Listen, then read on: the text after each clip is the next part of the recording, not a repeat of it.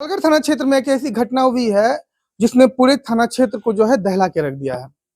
मिली जानकारी के अनुसार आपको बता दूं कि जलालगढ़ थाना क्षेत्र में एक भतीजे ने जो है चाचा पे जानलेवा हमला किया है और चाचा की स्थिति भी नाजुक है, वो अस्पताल में भर्ती है। तो इस संबंध में जो है परिजन हमें जानकारी देते हुए बताते हैं और हमारी मौजूदगी है अभी फिलहाल तो जलालगढ़ थाना क्षेत्र अंतर्गत हरिश्चंद्रपुर के वार्ड संख्या 5 में।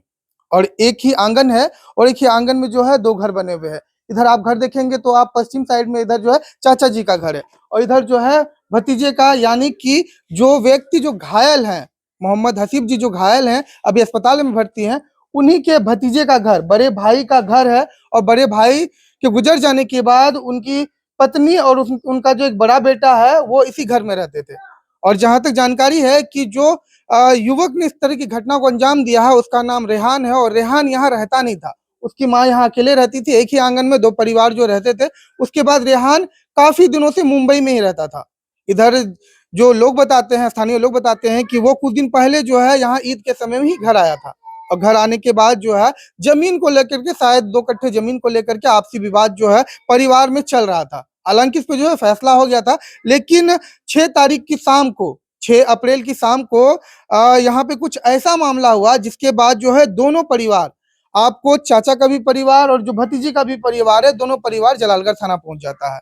हालांकि वहां पे जब थानाध्यक्ष के सामने सारी बात को रखा जाता है, उसके बाद जो है थाना प्रभारी की तरफ से दोनों ही पक्षों को कहा जाता है कि आप जाकर के आवेदन लिखवा के आइए, हम आपके दोनों के आवेदन पे संज्ञान लेंगे। इसके बाद जो है भतीजा जो है पहले से ही थाना से निकल के थाना के गेट के पास वहीं पेड़ के नीचे घात लगा के बैठ जाता है।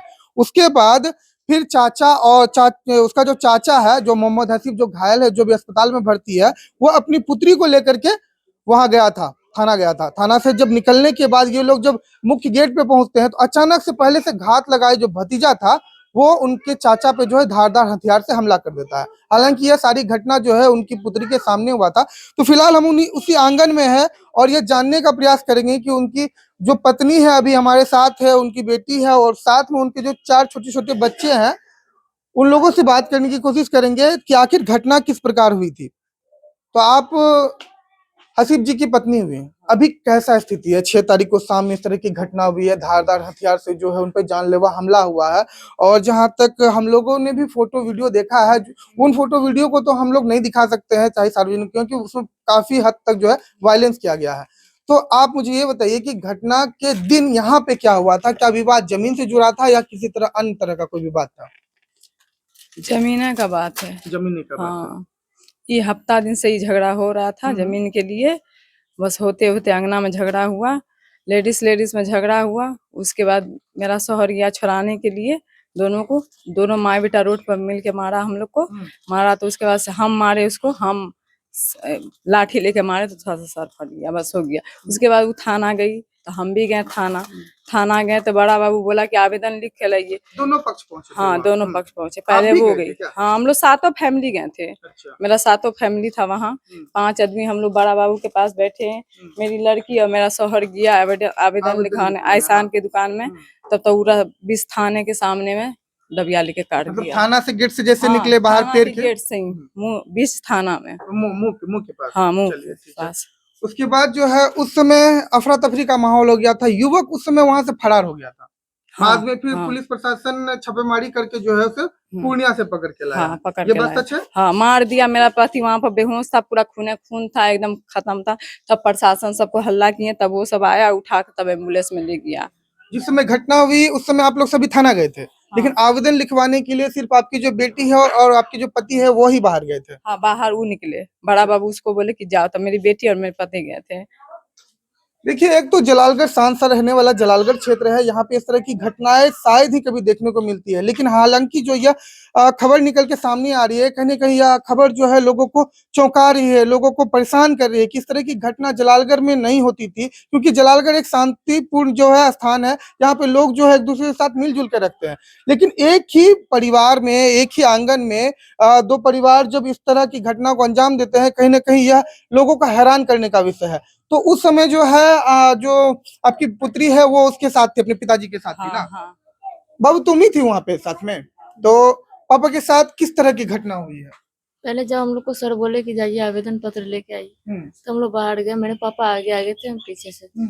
तब उन्होंने पीछे से वार किया दबिया से, इसकी वजह से सर में लगा है एक, और दूसरा छाती पे, तीसरा हाथ काटा गया है। आपके पापा के हाथ में लगा है तो जब शायद ऐसे किया ना मेरे सर पापा, पे जो मारने की कोशिश की थी तो पहले हाथ आ सर गया पे लगा, हाँ तो फिर उसके बाद दोबारा ऐसे हाथ किया ना, तो हाथ में लगा, फिर छाती पे लगा है, तो जिसकी वजह से बहुत ज्यादा ब्लड बहने लगा और मेरे पापा गिर गए। फिर उसके बाद हम प्रशासन सबको बुलाए, उनके बाद काफी शोर शराबा मचाया गया था हाँ आपके वहाँ द्वारा पे या आए, उनके भी द्वारा।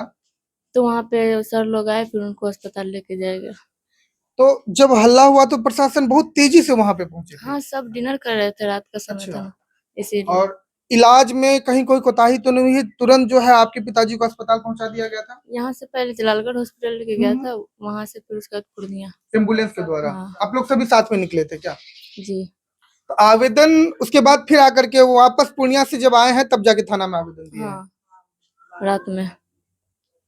चलिए देखिए परिजन है एक उनकी पत्नी है आसिफ जी की और उनकी पुत्री है, दोनों से हमने बात करने की कोशिश की और यह जानने का प्रयास किया कि घटना किस प्रकार हुआ था। देखिए जहां तक बात की जाती है जमीनी विवाद हो या आपसी विवाद हो, हिंसा नहीं करना चाहिए, कानून का सहारा लीजिए या किसी भी बात को पंचायत के स्तर पर कुछ ऐसे गणमान्य जो है जो बुद्धिजीवी लोग हैं उनके समक्ष रखिए, पंचायती बिठाइए, निष्कर्ष निकालिए।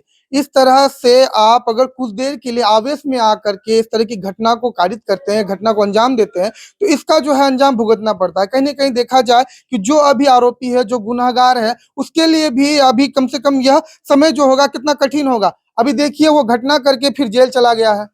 तो कोई नहीं चाहता है, अपने बच्चों को एक अच्छी शिक्षा दीजिए, एक अच्छा रास्ता दिखाइए ताकि भविष्य में कुछ अच्छा कर सके। अभी थोड़ी देर के लिए मान लीजिए कि वो आवेश में आकर के इस तरह की घटना को अंजाम देता है, हालांकि है तो दोनों एक ही परिवार, एक परिवार उधर रह रहा है, एक परिवार इधर रह रहा है। कहने को तो रिश्ता आज नहीं तो कल तो फिर अपना बनता ही है, कितना ही कुछ कर लीजिए रिश्ता टूटता नहीं है। लेकिन अब एक सामने रहेगा, एक यहाँ बगल में रहेगा और एक ही आंगन में जो है दुश्मनी है। तो खैर ये तो इन लोगों का विषय है, लेकिन मैं आप लोगों से बस इतना ही कहना चाहता हूं कि विवाद चाहे कुछ भी हो, फैसला खुद के हाथों में मत लीजिए। जहां तक नियम कानून की बात है, संविधान ने हमें ये दिए हैं संविधान ने हमें जो ताकत दी है उस संविधान के ताकत को पहचानिए और जो नियम कहता है, जो कानून कहता है, जो विधि कहता है, उसी के अनुसार चलिए। इसी तरह की तमाम खबरों के लिए बने रहिए हमारे साथ, देखते रहिए कोशिश मंच न्यूज।